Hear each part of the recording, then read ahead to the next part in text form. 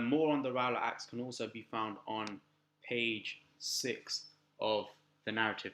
The Amritsar massacre in 1919 is a crucial event which helps us contextualize the whole hundred year period in India, and also it also has significant implications for the nature of British rule in India and whether it can be considered as sort of peaceful, prosperous, and self-governing in nature. The Amritsar massacre was one of the most oppressive, one of the most brutal events of British rule in India, and it links directly to the 1857 Great Rebellion, the 1857 Indian Mutiny, as argued by historians like John Wilson, who wrote the book India Conquered, and Kim Wagner as well, who wrote Amritsar 1919, An Empire of Fear and the Making of a Massacre. And these historians primarily argue that after the Indian Mutiny in 1857, the British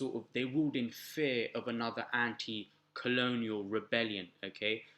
Which means that they sought to suppress anything and oppress anything really quickly and stamp out anything instantaneously, almost immediately, which resembled the sort of gatherings or the nature of the Indian Mutiny in 1857. So anything they believed to be a the beginnings of a rebellion, they sought to stamp that out and suppress those sort of movements and rebellions really, really quickly. And on the 13th of April at Jallianwala Bagh, Sikhs had gathered there to celebrate the religious festival of Vaisakhi. And in general, in Jallianwala Bagh at the time, it was essentially a peaceful gathering with nothing really violent about it. But General O'Dwyer was convinced that riots were planned as a conspiracy to overthrow the Raj. So he ordered General Dyer at the time in Punjab to go there and sort out the situation. Again, you can read about this in the narrative. The facts are also on the slide. But the Amritsar massacre, the Jallianwala Bagh massacre of 1919, is such a pivotal event, particularly for those of you who go on to sort of tackle the nature of British rule inquiry question, because not only does it link to 1857, the Indian Mutiny, and the fact that the British consistently ruled in fear of another anti-colonial rebellion, it also sort of shows patterns throughout the 100-year period. It shows that the British were consistently looking to oppress and suppress the Indians to ensure that nothing threatened their own rule. Okay, again, more was in the narrative and on the timeline. Moving on to the early Gandhian struggles, okay, from 1917 to 1918. So at the end of the 19th century, Gandhi goes to study at UCL in England. So he studies at UCL in England. He completes a law degree, and he also then embarks upon a journey in South Africa, okay, and he returns to India in 1915, okay, and he takes up these local struggles. He champions these sort of local movements and the struggles that people are facing in different regions, okay. So to begin with, in Champaran in 1917, we see the first sort of Gandhian struggle. Okay, his willingness to take up struggles that ordinary people are facing on the ground in India. Okay, and this is against the British white indigo planters who are forcing peasants in the area to cultivate indigo, which is a ruinous sort of cash crop. Okay. And it sort of abolishes this system which cannot force the peasants to cultivate this cash crop. Okay, through the Champaran Agrarian Act of 1918. So his sort of mobilization of peasants in Champaran at the time, and the fact that they all um, mobilized behind what they sort of revere as a figure of the Mahatma, they are able to oppose the white indigo planters, oppose the British on a local level, which enables them to obviously seek this concession.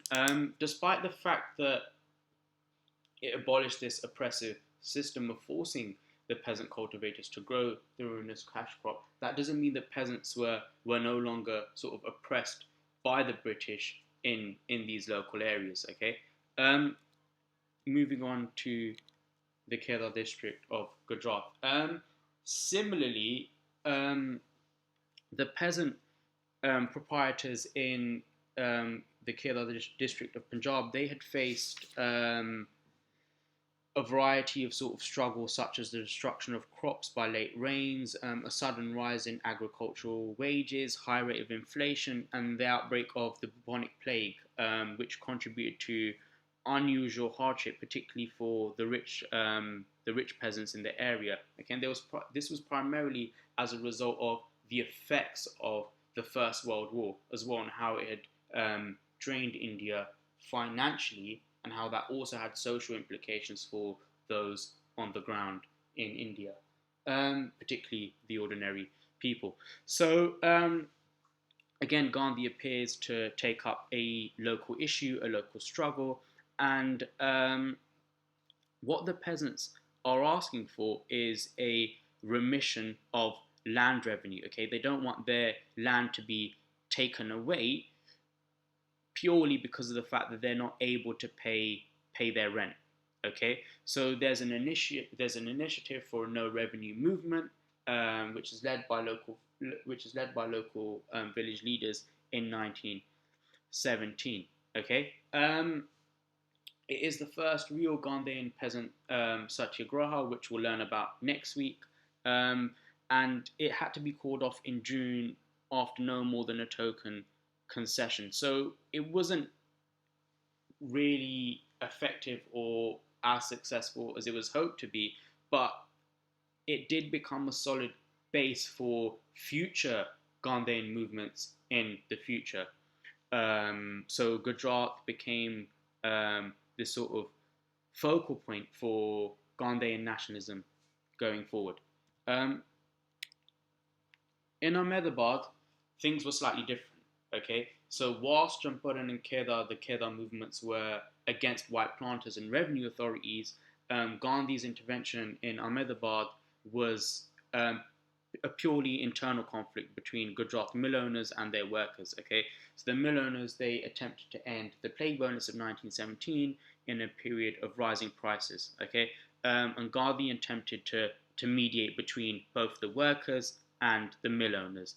The workers were demanding a 50% wage hike in light of the plague bonus, but that was later reduced to 35% under Gandhi's advice. Okay, so there was a strike in March 1918 under his leadership, and he also used his sort of first weapon. It was the first occasion he used the hunger strike. Okay, a tool to secure concessions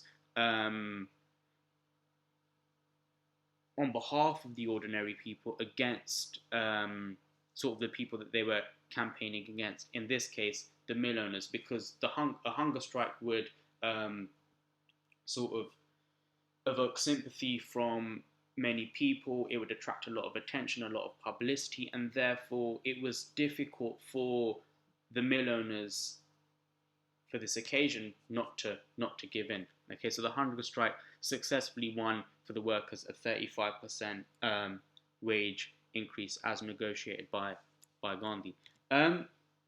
Now, the significance of these early Gandhian movements. So Gandhi acquired the reputation of a man who would take up local wrongs, okay, and usually managed to do something concrete about them. Now, this was in sharp contrast to what sort of Congress did, proceeding top downwards in their politics from the elite at the high end of politics to the mobilization of the masses in India. Instead, this is Gandhi focusing on local issues of really sort of ordinary, sort of working class, low class sort of people in India. Okay, so he's taking these issues from bottom up, all the way from the local peasants, the local people, to the British or to the people that they are working for. And here we've got historians Judith Brown arguing that Gandhi was able to recruit subcontractors who would serve as his sort of lifelong lieutenants, his lifelong partners throughout the Indian nationalist movement going forwards. And Sumit Sarkar, he observes that Gandhi's future political strategy can be seen through these early Gandhian struggles from 1917 to 1918, in the sense that there's pressure from below, there's appeals at time to masses amount of people, and the first sort of indications of him using a restraining role, so sort of hunger strikes, but there being limitations to what he was willing to do. So he was unwilling, for example, to allow these movements to break out into violence. Okay, he was strictly in favor of non-violent approaches. But Gandhi is an interesting historical figure, and it's important for us not to provide him with too much credit, particularly in light of the sort of hidden history surrounding Gandhi as a figure. Okay, if you read about his legacy in relation to the time he spent in South Africa, there's a lot of readings, there's a lot of sort of established facts out there to suggest that Gandhi was in fact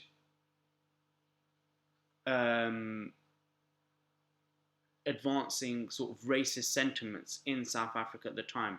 And what we'll learn about in regards to Gandhi from 1915 onwards in India is he is sort of alienating and excluding people from his movements at the same time. So it's important that we don't attribute too much significance to Gandhi, as there were other important figures in the Indian nationalist movement. Okay, it's also important to unpick these hidden histories. Okay, and realize who these figures were, what they did. Okay, and also to speak about the things that aren't really spoken about, important figures in history. All right, we'll leave that there for today. Take care, year 13s.